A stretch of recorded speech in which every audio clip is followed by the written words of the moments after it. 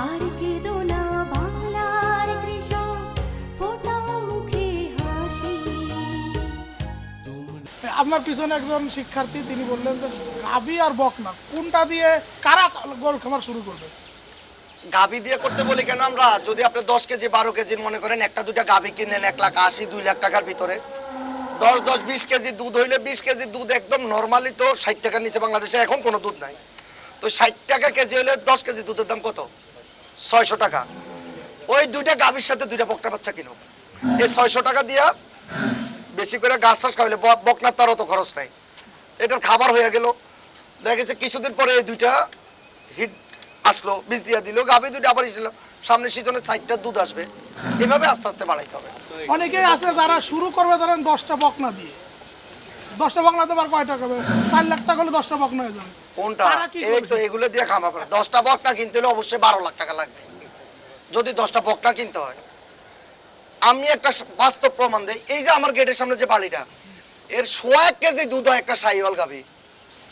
হিডে আসছে আমার এই কর্মী আসছে, ফিজিয়ান বীজ দিয়ে দিছে, এত সুন্দর এক বাচ্চা বাইর হইছে। আমার খামারের রাখাল যাই এটা কিনা লাইছে 90,000 টাকা দিয়া। এখন এটা হিডে আসছে, বাচ্চা হয়েছে, এটা মা দিত 1.5 কেজি, এটা 2.5 কেজি।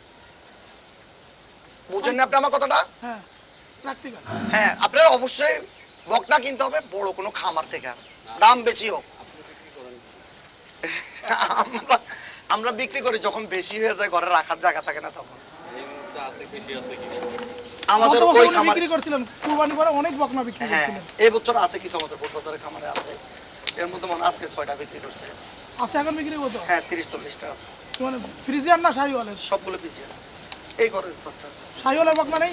না, শাহিওয়ালের বকনা 2-3টা আছে, ওটা বেচবো না একটু। শাহিওয়ালের বকনা কেন কিনবে?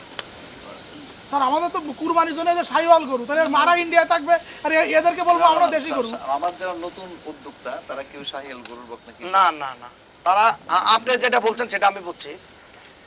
আপনি তো বলতেছেন শাহিওয়াল বাচ্চার জন্য, যে কোরবানের গরুর জন্য, ওইটা খামারি হবে না, ওইটা কৃষকের হবে। কৃষক আর খামারি এক জিনিস না। ব্যাখ্যা করে বুঝান। আচ্ছা, কি করতে হবে আমি এটা ক্লাসে ডিটেইলস বলে দেবো, ডিজাইন করে দেবো। এটা বুঝছেন তো? এটা খামার হলো বাণিজ্যিক।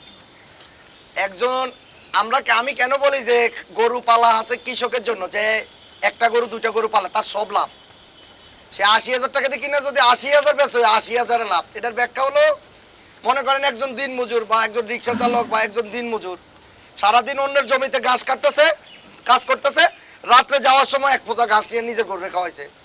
ওই যে 80,000 টাকা দিয়ে গরু কিনে রাখছে আর ডেলি 250 টাকা করে খরচ, এটা সমিতি বছর শেষ 1.5 লাখ টাকা বেচা হয় মাইয়া বিয়ে দেয়, নয় ঘর করে, নয় পোলা বিয়ে করে।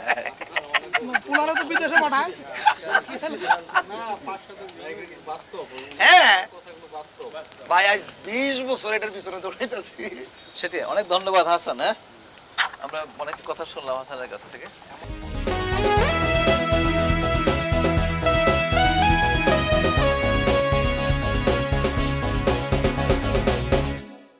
আপনারা যারা এই ভিডিও দেখে যোগাযোগ করতে চান, আমি সবাইকে বলবো যে এলোমেলোভাবে যোগাযোগ না করে আমার এই ভিডিওতে যে মোবাইল নাম্বারটা থাকবে আপনারা SMS দিবেন। ফোন করলে আসলে পাবেন না, SMS দিলে কিন্তু আপনারা, আমি স্যারকে পৌঁছে দিব আপনার SMS। হয় কি SMS দিয়ে থাকলে আমরা রাতেবেলা যখন নিরিবিলি বসি তখন কিন্তু ওটার উত্তর দেওয়া হয়। তোমরা দেশের আসল নায়ক, বলবে বিশ্ববাসী।